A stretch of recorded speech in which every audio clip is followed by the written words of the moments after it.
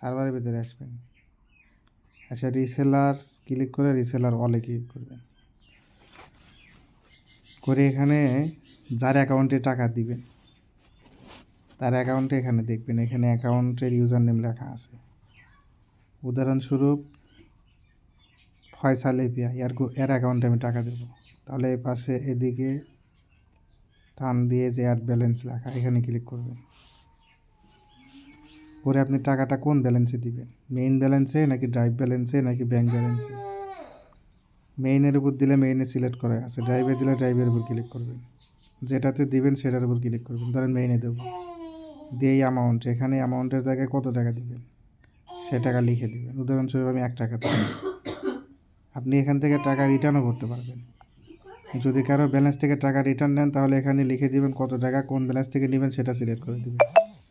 দিয়ে হচ্ছে এই যে পেমেন্ট, এখানে পেমেন্টে ক্লিক করে যদি দিয়ে দেন তাহলে তার ব্যালেন্সে টাকা যাবে, আর রিটার্নে ক্লিক করে যদি দেন তাহলে তার ব্যালেন্স থেকে টাকা উঠে আসবে। এখন আমি দেব, পেমেন্টে ক্লিক করলাম, করে যে পাশে দেখেন এখানে কারণ লিখে দিতে পারেন, কেন দিচ্ছেন লিখে দিতে পারেন ডেসক্রিপশনে। এই পাশে দেখেন এই যে অ্যাড লেখা আছে, অ্যাডের উপর ক্লিক করলাম, করে এভাবে জুম করে এখানে হচ্ছে সার্ভারের পিন দেওয়া লাগবে।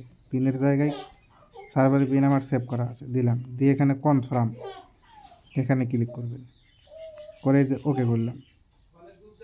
এর ব্যালেন্সে 1 টাকা চলে গেছে, এই যে আমি 1 টাকা দিয়েছি, এই যে 1 টাকা চলে গেছে। এই টাকাটা আমি তুলেও নিতে পারবো, যেভাবে দেখালাম ওইভাবে শুধু রিটার্ন ক্লিক করে সিলেক্ট করে পিন দিয়ে কনফার্ম করে দিবেন, টাকা উঠে আসবে। এইভাবে হচ্ছে ম্যানুয়াল অ্যাড করে দিতে হয় বা তুলে নিতে হয়।